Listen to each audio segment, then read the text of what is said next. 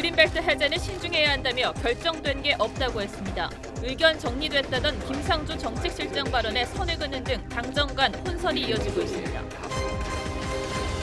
서울시가 박원순 전 시장 성추행 의혹과 관련해 피해자 측 여성단체에 진상조사단 참여를 요청했지만 퇴짜를 맞았습니다. 김창룡 경찰청장 후보자는 성추행 의혹 사건을 공소권 없음 의견으로 검찰에 송치해야 한다고 해 수사 의지 논란이 나옵니다. 문 전 대통령에게 신발을 던진 50대 남성에 대한 구속영장 실질 심사가 있었습니다. 과잉 대응 논란이 나오는데 자세히 살펴봅니다. 수도권에 강한 돌풍을 동반한 폭우가 예보됐습니다.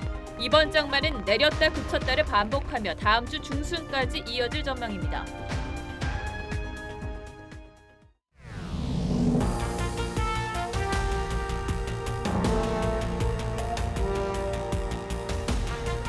여러분 안녕하십니까? 박정훈입니다.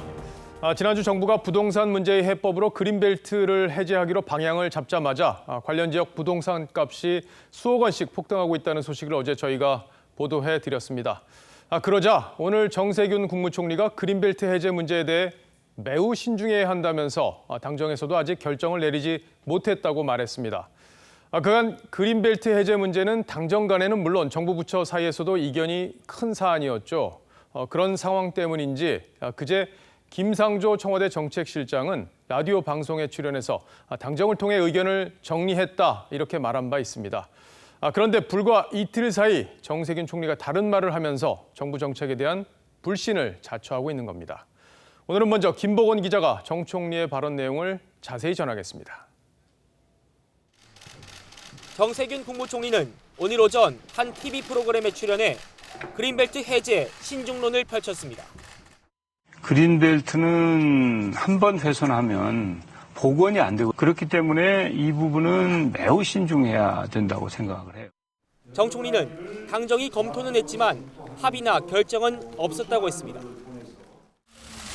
앞서 지난 15일 당정은 그린벨트 해제를 포함한 공급 대책을 논의했고 김상조 청와대 정책실장은 그제 의견을 정리했다고 말했습니다. 그거는 이미 정부가 당정간을 통해서 의견을 정리를 했습니다.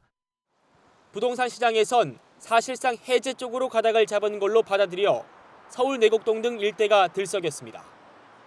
그런데 이틀 만에 정 총리가 김상조 실장의 발언을 뒤집은 겁니다. 이에 대해 청와대 고위 관계자는 모든 대안을 테이블에 올려놓고 논의를 하자는 입장이라며 아직 결론이 나지 않았다는 취지에서 정 총리와 김 실장의 발언은 같은 말이라고 설명했습니다.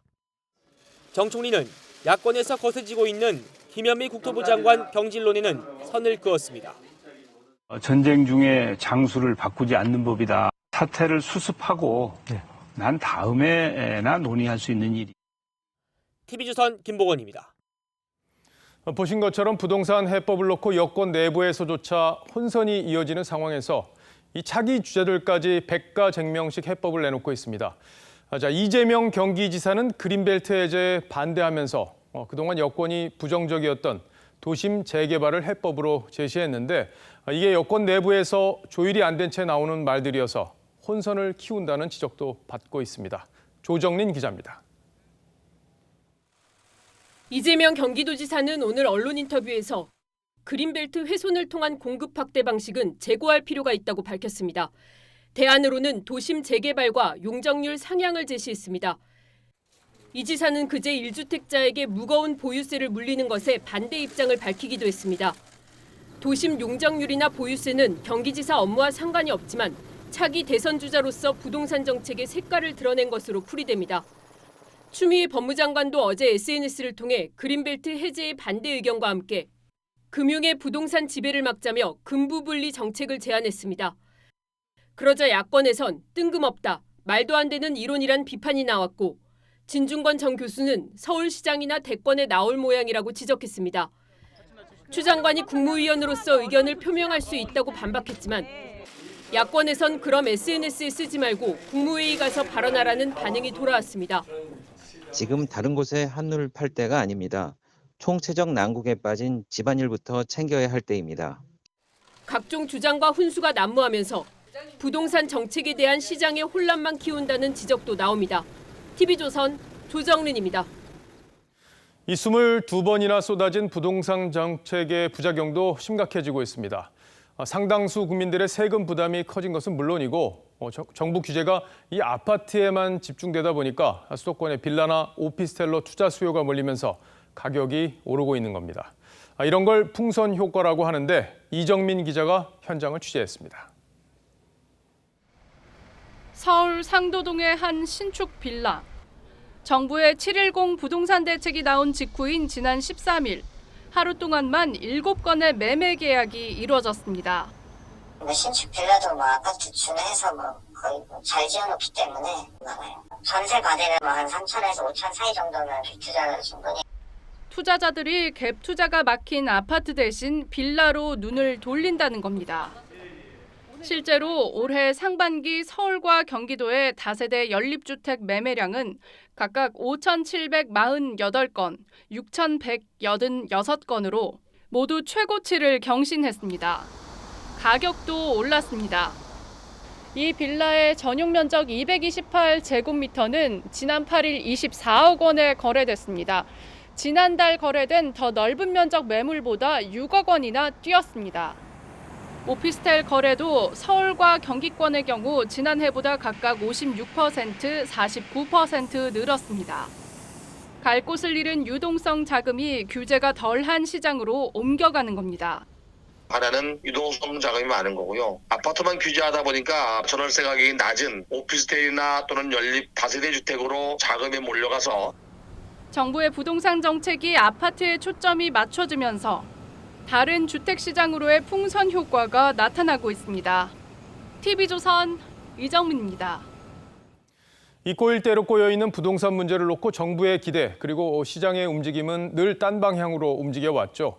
정부와 여당의 말을 순진하게 믿었다가 무주택의 늪에서 헤어나지 못하는 대다수 국민들은 분노를 넘어서 이제 허탈함을 감추지 못하고 있습니다. 대규모 추경으로 돈은 시중에 많이 풀렸죠. 그런데 산업 동력이 고갈돼서 이게 생산 자금으로 가지 못하고 투기성, 유동성으로 변질되고 있습니다. 그리고 이게 다시 호시탐탐 부동산 시장을 노리고 있는 지금 국민들은 차라리 그렇게 해도 집값이 안 떨어진다는 여당 의원의 말을 믿고 싶은지도 모르겠습니다. 오늘의 포커스에서 짚어봅니다. 집권 2달째. 문재인 대통령은 김동연 부총리에게 이렇게 말했습니다. 부동산 가격 잡아주면 제가 피자 한 판씩 다 쏘겠습니다. 하지만 이 일로 대통령이 피자를 쏠 일은 아직 없었습니다. 문 대통령은 취임 초반 보유세 인상에 선을 그었지만 지금 단계에서 부동산 가격 안정화 대책으로 검토하고 있지는 않습니다. 2년 만에 폭탄이라 불릴 정도의 보유세, 거래세 인상 카드를 꺼낼 수밖에 없게 됐죠. 취득세와 보유세와 양도세 부과가 모두 대폭 강화되어 문 대통령은 전월세 시장을 두고 이런 말도 했는데 과거에는 정말 미친 전월세 그런 이야기 했는데 지금 이제 우리 정부 하에서 전월세 가격은 아주 안정돼 있지 않습니까? 서울 아파트 전셋값은 지난해 7월 이후 55주 연속 상승세를 멈추지 않고 있습니다. 모든 국민이 살 필요는 없다. 그러나 나는 강남에 산다던 청와대 정책실장의 말. 모든 국민들이 강남 가서 살려고 하는 건 아닙니까? 살아야 될 이유도 없고 저도 거기 살고 있기 때문에 제가 이렇게 말씀드리는 거예요. 하지만 2년이 지나 노영민 대통령 비서실장과 윤성원 국토교통 비서관 등은 강남 대신 지방주택부터 매각에 나섰죠. 국민들은 공직자들이 말보다 행동으로 보여준 강남 불패 신화에 더 믿음이 갈지 모르겠습니다. 상황이 이렇게 됐는데도 공급 대책을 놓고 경제부총리와 국토부 장관이 같은 날 다른 소리를 하기도 합니다. 7월 말경이면 이 공급 대책을 말씀드릴 수 있겠습니다. 그린벨트에 대한 문제도 같이 점검이 이루어질 수 있는 그런 가능. 지금 현재 주택 공급이 부족하지 않습니다. 국민들은 도대체 누구 말을 믿어야 할지 이제 혼란스럽기만 합니다. 어쩌면 국민들은 TV 토론이 끝난 뒤 나온 여당 국회의원 입에서 나온 실언성 발언을 더 신뢰할지도 모르겠습니다. 그렇게도 안 떨어질 겁니다. 농산이 뭐 이게. 아니 여당 국토위 의원님께서 그렇게 얘기하시는데 국민들은 어떻게 해요? 노무현 정부 당시 청와대 고위 관계자는 지금 집 사면 폐가 망신할 것이라고 했었죠. 정부가 하는 말과 반대로 움직이면 돈을 번다는 학습 효과. 이번 정부에서도 되풀이되고 마는 걸까요? 뉴스7 포커스였습니다. 검찰이 채널A 이모 전 기자를 강요 미수죄로 구속하자마자 KBS가 이 전 기자와 한동훈 검사장이 모종의 공모를 한 증거가 있다고 보도해 논란이 되고 있습니다. 이 전 기자가 총선에서 야당이 승리하면 윤석열 총장에게 힘이 실린다 이렇게 말하면서 유시민 이사장에 대한 취재 필요성을 언급했고 이에 대해서 한 검사장이 돕겠다 그러면서 독려했다는 내용입니다. 그런데 한 검사장은 보도 내용이 사실 무근이라면서 관련자들을 즉시 남부지검에 고소했고 이 전 기자 역시 법적 대응을 예고했습니다. 검찰 역시 사실과 거리가 있는 보도다 이렇게 입장을 내면서 KBS가 곤란한 상황이 됐습니다. 김태훈 기자가 취재했습니다. 서울중앙지검 채널A 사건 수사팀은 이르면 이번 주 한동훈 검사장을 소환할 예정입니다. 수사팀은 법원이 이모 전 기자의 구속영장을 발부하면서 검찰 고위직과의 연결이 의심된다고 한 만큼 한 검사장의 수사는 불가피하다는 입장입니다. 한 검사장은 3차례 출석을 미뤄왔지만 오는 24일 열리는 수사심의위 이전에는 출석할 것으로 알려졌습니다. 검찰은 채널A 소속 다른 기자들에 대한 소환 조사는 물론 채널A 사건을 처음 보도해 명예훼손 혐의로 고발된 MBC 장모 기자도 내일 피의자 신분으로 검찰에 부를 예정입니다. 이런 가운데 이 전 기자와 한 검사장이 유시민 노무현 재단 이사장의 취재 필요성을 논의한 녹취록이 있다는 KBS 보도에 대해 양측은 소설이라고 정면 반박했습니다. 또 녹취록은 수사팀과 이 전 기자만 가지고 있는데 어떻게 취재를 했는지 의문이라고 지적했습니다. 이 전 기자 측은 해당 녹취록에 총선이나 야당이라는 단어 자체가 등장하지 않는다고 일축했고 한 검사장 측은 보도한 KBS 기자와 허위 정보를 제공한 수사 관계자 등을 서울 남부지검에 고소했습니다. 이에 대해 서울지검 수사팀 역시 KBS의 해당 보도는 사실과 다른 부분이 많다고 답했습니다. TV조선 김태훈입니다. 박원순 전 시장의 성추행 의혹에 대한 진상규명 속보도 살펴보겠습니다. 서울시가 꾸리는 진상조사단에 피해자를 지원하는 여성단체들이 모두 참여를 거부했습니다. 공문도 보내고 의견도 물었지만 모두 안 하겠다 이렇게 한 겁니다. 이유는 성추행 은폐 의혹의 당사자인 서울시가 진상규명을 할 주체로서 적합하지 않다고 판단했기 때문이라고 합니다. 장용욱 기자가 좀 더 자세히 설명하겠습니다. 서울시는 지난 15일 고 박원순 전 시장 성추행 의혹을 밝히기 위해 민관합동조사단을 꾸리겠다는 입장을 내놨습니다. 여성단체, 인권 전문가, 법률 전문가 등 외부 전문가가 참여하는 민관합동조사단을 구성해 서울시는 이를 위해 2차례에 걸쳐 피해 여성을 지원하는 한국여성의 전화와 한국성폭력상담소에 조사단 참여를 요청하는 공문을 보냈지만 답변을 받지 못했습니다. 이 두 단체는 서울시가 사건을 제대로 규명할 의지가 없는 것으로 보인다며 참여를 사실상 거부하는 상황입니다. 지난 17일에는 서울시 여성가족정책실장이 두 단체를 직접 찾아갔지만 면담은 성사되지 않았습니다. 셀프 진상조사 논란에 서울시는 지난 17일 진상조사단을 외부 전문가로만 구성하기로 입장을 바꾸고 어제 피해자를 지원하는 단체 2곳에 전문가를 추천해달라는 3번째 공문을 발송했습니다.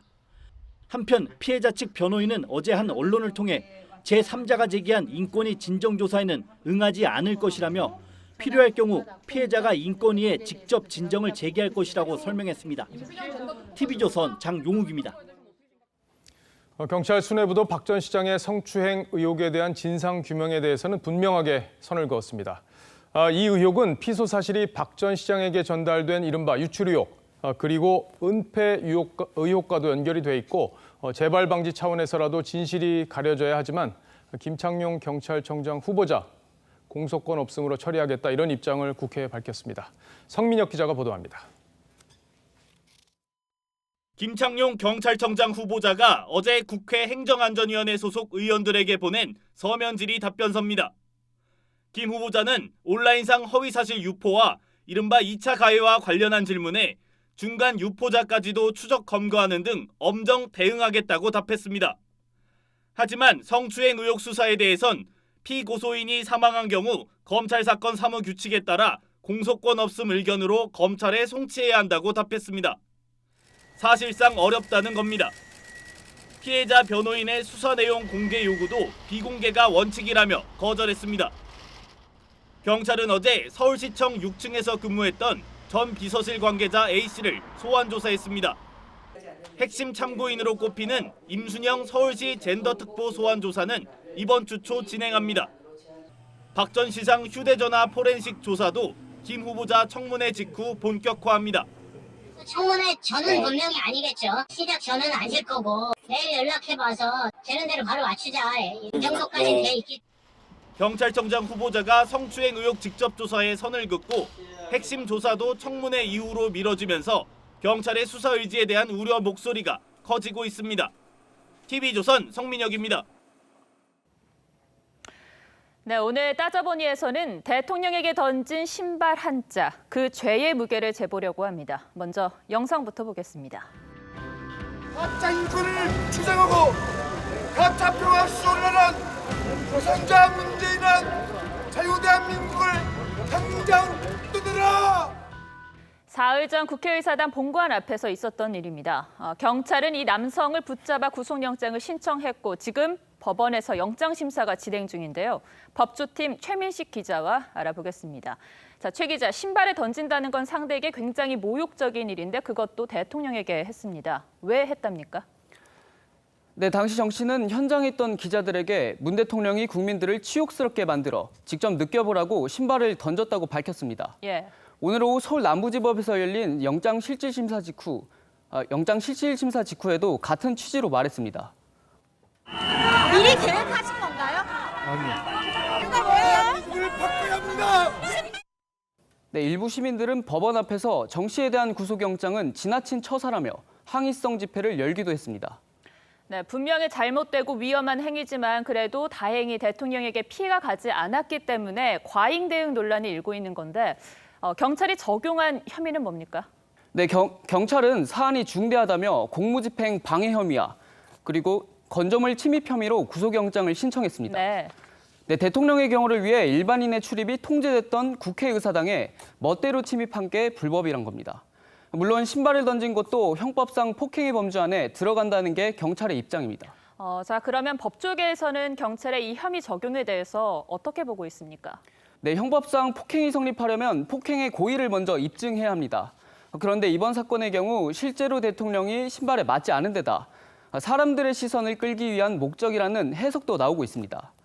네, 참여연대 출신 양홍석 변호사는 본인의 SNS에 신발을 던지는 것은 일종의 경멸적 의사를 밝힌 것이라며 구금을 처벌로 활용해서는 안 된다고 글을 올리기도 했습니다.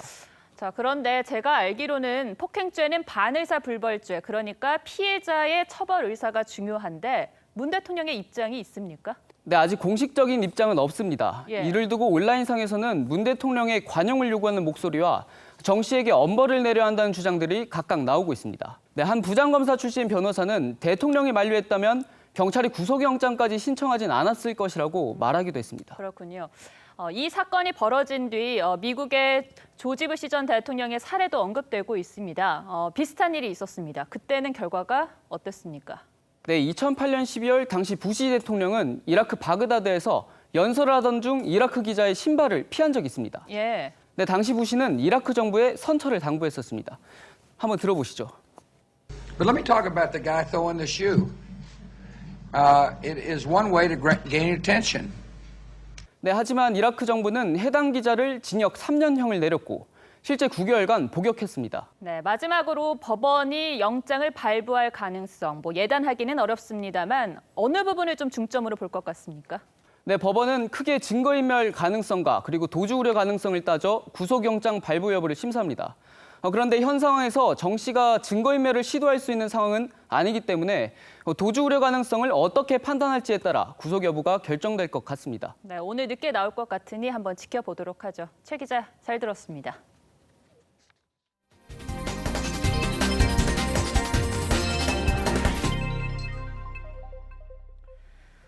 네, 장마가 시작됐습니다. 오늘 곳곳에 굵은 빗줄기가 내렸고 밤부터는 수도권을 중심으로 최대 150mm의 집중호우가 예보됐습니다. 다음 주까지 장맛비가 이어질 것으로 보입니다. 윤재민 기자입니다. 오늘 오전 수도권 지역은 물폭탄이 떨어졌고 비가 그친 뒤에는 전국이 비구름으로 흐리게 덮였습니다.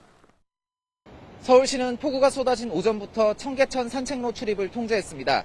이번 장마는 단시간에 많은 비가 쏟아지는 만큼 물이 갑자기 불어나 휩쓸릴 위험이 높다는 이유에서입니다. 기상청은 정오쯤 서울과 경기 북부, 강원도에 호우 예비특보를 내렸고 경기 남부와 충남으로 특보를 확대했습니다. 오늘 밤 수도권과 강원 영서 지역엔 시간당 50mm 내외의 폭우가 쏟아질 것으로 보고 있습니다. 중부지방은 내일까지 최고 150mm의 집중호우가 예상됩니다. 특히 천둥, 번개에 강한 돌풍도 동반할 것으로 보여 기상청은 안전사고에 각별히 유의할 것을 당부했습니다. 기상청은 오늘 시작된 비는 모레 오전쯤 그치겠지만 사흘 뒤 다시 충청과 남부지방을 중심으로 전국에 비가 내리기 시작할 것으로 보고 있습니다. 이번 장마는 내리다 그치다를 반복하며 29일까지 이어질 것으로 예상됩니다. TV조선 윤재민입니다. 국내 코로나19 확진자가 하루 새 34명 늘었습니다. 이 가운데 10명이 광주에서 나와 N차 감염 우려가 사그라들질 않습니다. 전 세계적으로는 하루 확진자가 26만여 명으로 최다를 기록했는데요. 급기야 미국에서는 격리 위반자에게 전자발찌를 채우기까지 했습니다. 송무빈 기자입니다. 광주 서구의 초등학교가 휴교에 들어갔습니다. 학생 남매가 확진 판정을 받았기 때문입니다. 친척 등 10명이 확진자 명단에 올랐습니다. 서울 송파 60번 확진자 A씨가 광주 방문 사실을 숨겨 광주 일대에 또 다른 N차 감염이 있을 걸로 우려됩니다.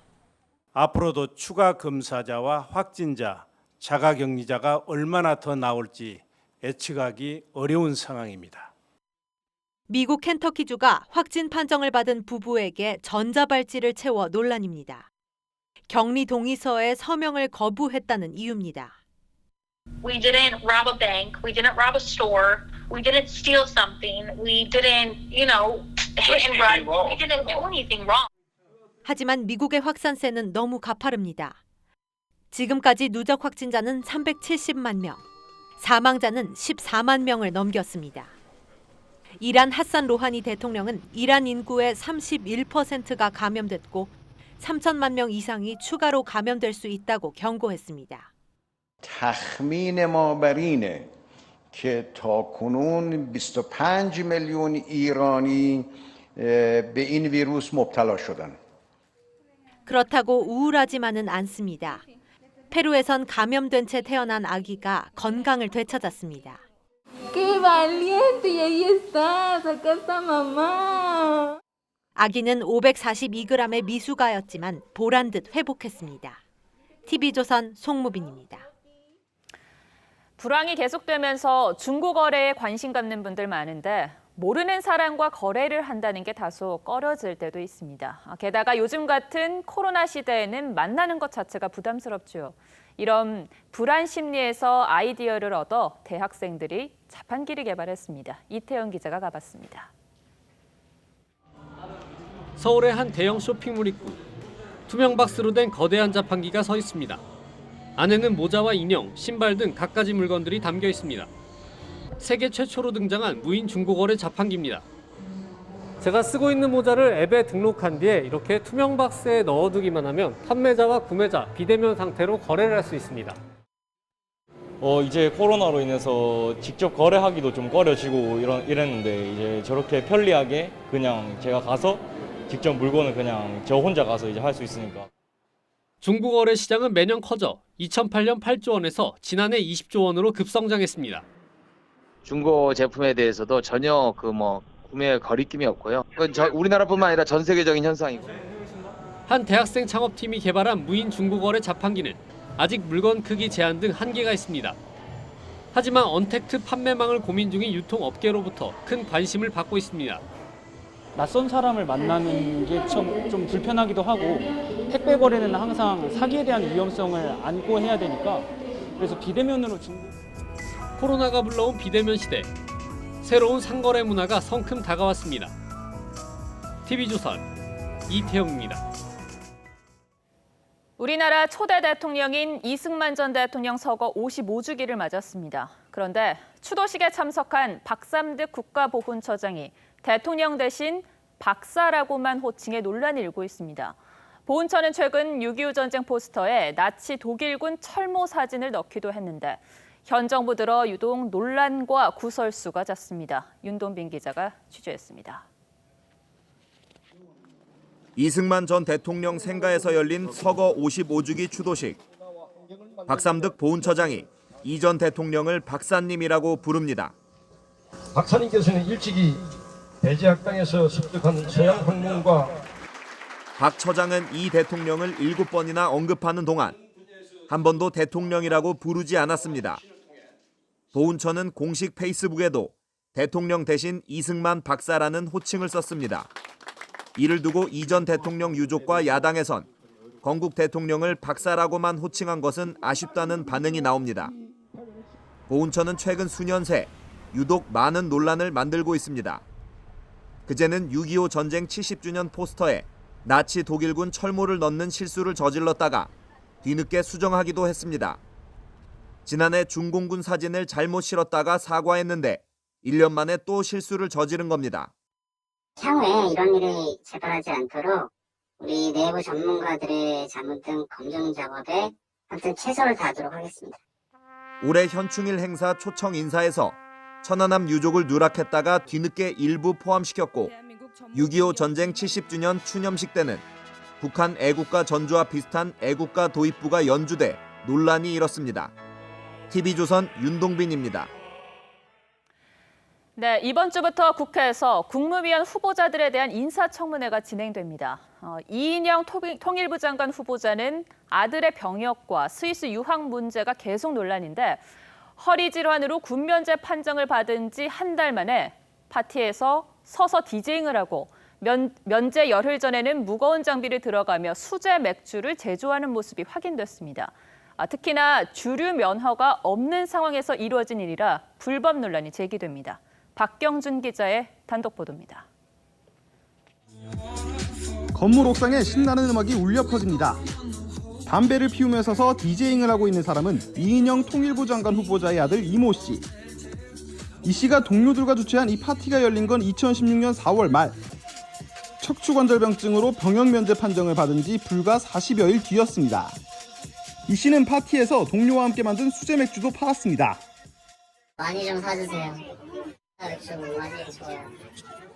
병역 면제 열흘 전 촬영된 영상에선 이 씨가 액체로 가득 찬 성인 허리 높이의 커다란 들통을 동료와 함께 옮기거나 통을 들고 직접 씻어가며 맥주를 제조하는 모습도 있습니다. 특히 문제는 주세법 위반 소지입니다. 이 씨가 주류 판매 사업자 등록을 한 건 2016년 10월로 영상 속에서 주류 제조 판매를 한 시기보다 반년이나 지난 뒤였습니다. 이에 대해 통합당 조태용 의원이 국세청에 문의한 결과 제조 면허를 보유하지 않은 자가 주류를 제조하여 제공하는 것은 주세법 위반이라는 유권 해석이 나왔습니다. 이 씨도 위반 사실을 인지하고 있었을 가능성이 큽니다. 그냥 팔면 탈세가 아닌가요? 라고 질문이 원래 팔고 있지 않습니다. 현재 해당 영상은 찾아볼 수 없게 된 상태입니다. 통일부와 이 후보자 측은 이에 대해 별다른 입장을 내놓지 않고 있습니다. TV조선 박경준입니다. 정세균 국무총리가 다음 달 17일을 임시 공휴일로 지정하는 방안을 검토하라고 관계부처에 지시했습니다. 올해 광복절이 토요일인 만큼 이어지는 월요일인 17일이 임시 공휴일로 지정되면 사흘간의 황금 연휴가 가능해집니다. 정 총리는 심신이 지친 국민과 의료진의 휴식 시간을 주고 내수 회복의 흐름도 이어가기 위한 것이라고 설명했습니다. 네, 21대 총선이 민주당의 압승으로 끝난 지 이제 3개월이 지났는데 그 사이 대형 악재가 이어지면서 당 지지율이 푹 꺼지고 있습니다.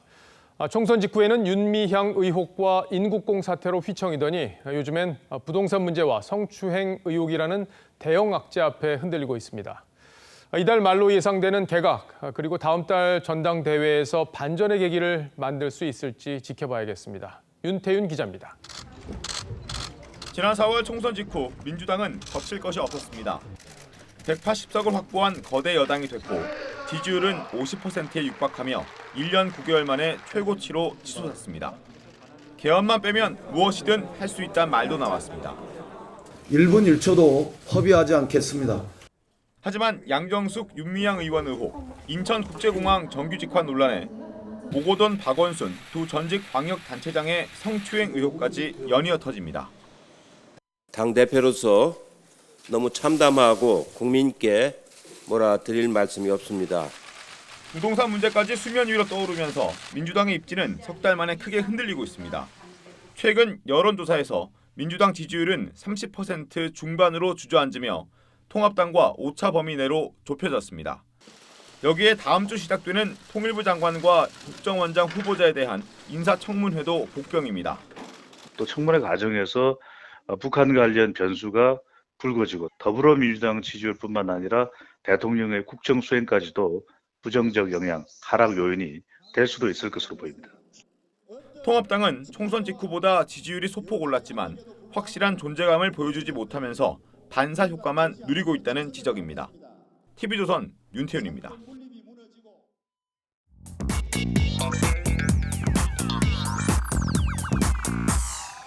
뉴스야 시작합니다. 정치부 서주민 기자 나와 있습니다. 첫 번째 물음표부터 보죠. 네, 첫 번째 물음표는 한 박자 늦는 엄중 이낙연으로 하겠습니다. 엄중 이낙연? 네. 기자들 사이에서 나오는 표현인가요? 네, 앞서 이 의원이 윤미향 의원 논란과 관련해서 이 엄중하게 보고 있다라고 말했던 적이 있는데요. 이 민감한 현안마다 너무 이 신중하다고 해서 기자들이 이 별명처럼 붙인 겁니다. 그러니까 뭐 총리 시절에는 저런 신중함이 이제 강점으로 비춰졌는데 사실 네. 당권 경쟁을 앞두고는 이제 경쟁자에 비해서 너무 좀 신중한 거 아니냐, 네. 좀 답답하다 이런 얘기들도 나오는 게 사실이잖아요. 그렇습니다. 지난 8일 TV조선에 출연했던 이 의원 본인이 했던 말도 있는데요. 한번 들어보시죠. 좀 너무 두루뭉술이하다 이런 지적들 하세요. 당의 입장보다 더 크게 보도되면 그건 당에 대한 도리가 아니라고 생각해서 조심스러웠죠. 이제는 좀 더 말씀을 드리겠습니다. 저 얘기를 한 게 이제 10하루 전인데 네. 그 사이에 좀 변화가 없는 겁니까? 결과적으로만 보면은 좀 달라진 게 없다 그렇게 봐야 할 것 같습니다. 특히 박원순 시장의 성추행 의혹이 불거진 국면에서 이 경쟁자인 김부겸 전 의원과의 차이가 좀 두드러졌습니다. 박 시장의 장례식이 지난 13일이었는데 바로 그 다음 날인 14일 김부겸 전 의원이 이 한 라디오 인터뷰에서 서울 부산시장 후보 당원들이 내자면 낸다라고 말을 합니다. 이 성추행 의혹에 대해서는 서울시 인권위원회의 조사가 필요하다는 이 논평도 내는데요. 같은 날 같은 질문을 받은 이낙연 의원은 어땠을까요? 이 후보 공천 문제에 대해선 나중에 말씀드리겠다. 또 성추행 의혹에 대한 대응에 대해서는 당 지도부가 내일 입장을 밝힐 것으로 안다고 했습니다. 실제로 다음 날 이해찬 대표가 논란에 직접 사과를 했는데 결과적으로는 김 전 의원은 당 지도부보다 먼저, 이 의원은 그보다 늦게 입장을 낸 셈이 됐습니다. 그러니까 결과적으로 보면 지금 이낙연 의원은 부산하고 서울 공천해야 된다, 말아야 된다. 네. 어느 쪽입니까? 아직 뭐 명확한 입장을 내진 않고 있죠. 오히려 그 문제를 현재 지도부가 결정해야 한다고 이 책임을 좀 넘기는 듯한 말도 했습니다. 그러니까 물론 이제 두 사람 성격의 차이도 좀 있지만 네. 어떤 전략적인 이유 이런 건 없습니까? 이 코로나로 이 전당대회가 이 온라인으로 치러지기 때문에 체육관에 모여서 후보들의 연설을 듣고 바로 투표하는 현장 집회가 대폭 축소가 됩니다. 현장 연설을 통한 이른바 이 막판 뒤집기가 어려워진 건데 일찌감치 당심을 잡아야 하는 만큼 이 후발 주자로서는 더 공격적일 수밖에 없는 측면도 있기는 합니다. 예, 뭐 그럴 수도 있겠네요. 네. 자, 첫 번째 물음표 정리해 보죠. 네, 첫 번째 물음표 한 박자 늦는 엄중 이낙연의 느낌표는 돌다리도 자꾸 두드리면 깨진다로 하겠습니다. 네, 저기서 뭐 망치로 두드리고 있는데 뭘로 두드리냐에 따라 또 달라지겠죠. 네. 자, 두 사람 모두 내일 후보 등록을 한다고 하는데 네. 이제 이낙연 의원 또 어떻게 달라질지 지켜보도록 하죠. 두 번째 물음표로 가봅시다. 네, 두 번째 물음표는 문 앞에서 이재명의 한눈판 여의원으로 하겠습니다. 예, 문재인 대통령 장면을 보니까 저 국회에서 연설할 때 모습인가요? 그렇습니다. 이 문 대통령의 그 국회 개원 연설이 오후 2시 20분부터 시작이 됐는데 공교롭게도 같은 시각에 이재명 경기지사의 대법원 선고가 진행 중이었습니다. 그러다 보니까 이 민주당 의원들조차 대통령을 앞에 두고 이 지사의 판결 기사를 검색하는 장면이 곳곳에서 눈에 띄었습니다. 예, 아무래도 그날 뭐 초미의 관심사였고 네. 또 지상파조차 다 대통령보다 지사의 판결, 대법원 판결을 중계하는 모습을 보였었잖아요. 네, 정성호 의원은 이 파기 환송 선고 직후에 이재명 지사에게 응원 메시지를 보내는 장면이 카메라에 포착이 됐고요. 임종성 의원도 페이스북에 환영의 글을 올렸는데 이 글을 올린 시간을 보면 16일 오후 2시 35분이죠. 그러니까 문 대통령이 한창 연설을 진행하고 있던 시간이었습니다. 그러니까 두 사람 다 사실은 친 이재명계 이렇게 분류되는 의원들이죠. 그렇습니다. 특히 정성호 의원은 자신이 이재명계가 아니라 이 이재명 지사가 정성호계다 이렇게 농담을 할 정도로 막역한 사이입니다. 재밌는 건 이날 국회뿐만 아니라 친문 커뮤니티에서도 비슷한 일이 있었다는 점입니다. 이 국회 연설을 앞두고 문 대통령 이 팬카페엔 대통령의 국회 연설에 집중하길 부탁드린다면서 이재명 지사 관련된 글은 다른 게시판으로 이동 조치하겠다는 운영진의 글이 올라왔는데요. 이게 정당하냐는 이 찬반 논쟁이 붙었고 일부 회원은 카페를 탈퇴하기까지 했습니다. 예, 뭐 전당대회가 이제 8월 29일 날 있죠? 네, 그렇습니다. 29일 날 있으니까 이제 이 전당대회 결과가 대권 구도에까지 영향을 미치기 때문에 당내 의원들로서는 상당히 이제 민감할 수밖에 없고 그래서 이제 그 판결에 집중을 했던 것 같은데. 자, 이제 판결 이후에 이재명, 김부겸 연대설이 지금 나오고 있어요. 이건 실체가 있는 얘기입니까? 있다 없다로 꼭 얘기를 말씀을 드려야 되는. 한번 해보시죠, 뭐. 예. 그러니까 뭐 굳이 만약에 하나를 고르자면 없다 쪽으로 고르겠습니다. 쪽으로. 여러 이유가 있겠지만 이 지사 측과 이 김 후보 측 모두에게 사실은 실익이 없습니다. 이 친문 진영과의 관계 개선이 절실한 이 지사로서도 결과가 이 불확실한 선택으로 미리 각을 세울 이유가 없고요. 또 어떤 대선 후보가 나오더라도 결정되더라도 당선시키는 당대표가 되겠다라고 했던 김부겸 전 의원으로서도 이 지사와의 연대설은 부담입니다. 부담이다? 네. 예, 근데 어쨌든 뭐 중요한 변수가 될 것 같으니까 좀 더 취재를 좀 해보시고 네. 두 번째 물음표도 정리해보죠. 네, 두 번째 물음표. 문 앞에서 이재명의 한눈판 여 의원의 느낌표는 마음은 이미 먼 곳에로 하겠습니다. 이 국회만큼 미래 권력에 민감한 곳도 없지요. 이 다른 분야에서도 미래지향적인 활동 부탁드리겠습니다. 미래지향적인 국회의 활동. 예, 서 기자의 말이 소기의 경일기가 안 되길 그렇게 바라보겠습니다. 잘 들었습니다. 지금까지 서주민 기자였습니다.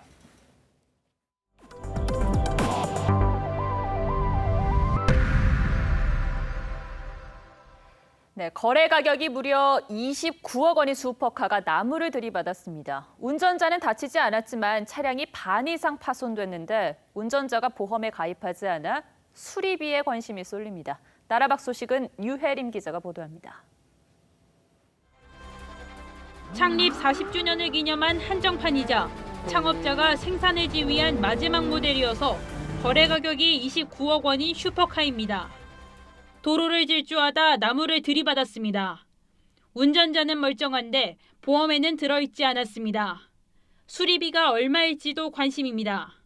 To hear that one of these ended up in the bushes is rather tragic. Ferrari people, they will start to mourn the crash of an F40. 130년 된 낭트 대성당 건물 안에서 화염이 치솟습니다. 지난해 노트르담 대성당에 이어 또다시 프랑스의 문화재를 화마가 삼켰습니다. 2시간여 만에 불길은 잡혔지만 그랜드 오르간이 재가됐고 외부를 감싸던 스테인드 글라스도 소실됐습니다. Je veux d'abord rendre hommage au dévouement et au très grand professionnalisme de la grosse centaine de sapeurs-pompiers. 수사당국은 누군가 일부러 불을 냈다고 보고 수사 중입니다.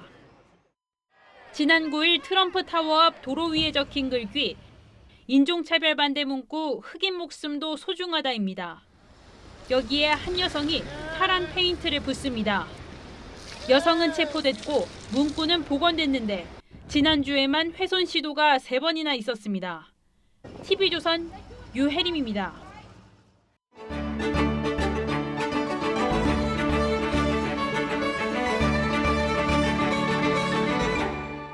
2014년 9월 23일 50대 중반의 한 부장판사가 여기자들이 동석한 저녁 자리에서 성희롱 발언을 합니다. 남자가 여자를 만족시키는데 필요한 게 뭔지 아느냐 이렇게 물은 뒤 입에 담기도 민망한 말을 했다고 합니다. 이 발언을 공개 사과한 당사자, 재작년엔 서울중앙지법원장이 됐습니다. 바로 김명수 대법원장의 최측근으로 꼽히는 민중기 법원장 이야기입니다. 서울중앙지법은 전국 최대 규모의 법원으로 정치, 사회적으로 파장이 큰 사건에 대해 첫 판단을 내리는 곳입니다. 진보 성향인 우리법 연구의 핵심 멤버였던 민 법원장은 지난 2월 영장 전담 판사 4명을 전원 교체했는데 그들의 판결 역시 논란을 낳고 있습니다. 김태균 판사는 서울역에서 여성을 무차별 폭행한 남성을 풀어줬고, 김동현 판사는 강요미수죄라는 극히 이례적인 죄목으로 청구된 채널A 전 기자에 대한 구속영장을 발부했습니다. 특히 구속 사유로 검찰과 언론의 신뢰 회복을 꼽아서 야당과 법조계로부터 판결이 아니라 정치를 했다는 비판까지 받았습니다.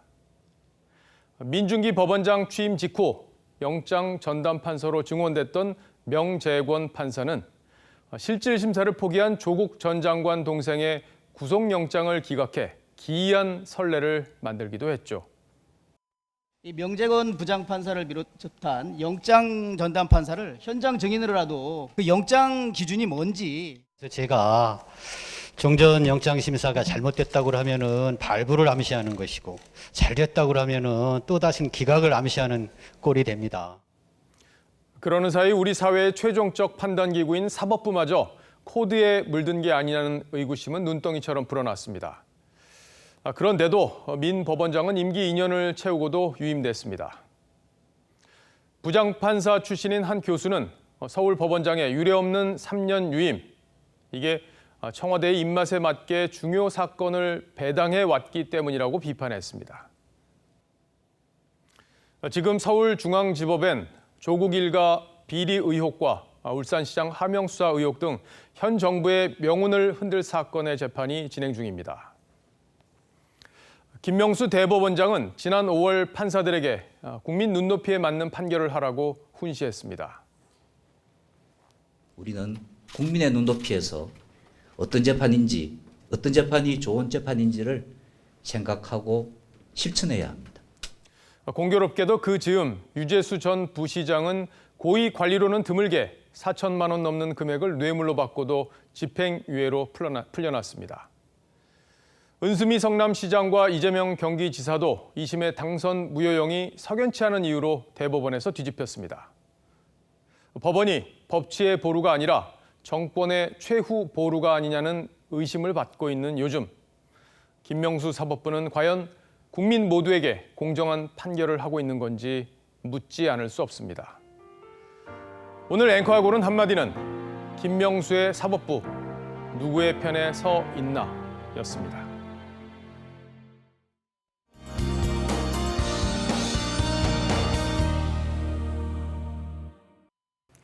오늘 낮 동안에는 비가 소강 상태에 든 곳이 많았는데요. 밤사이 또 한 번의 고비가 예상됩니다.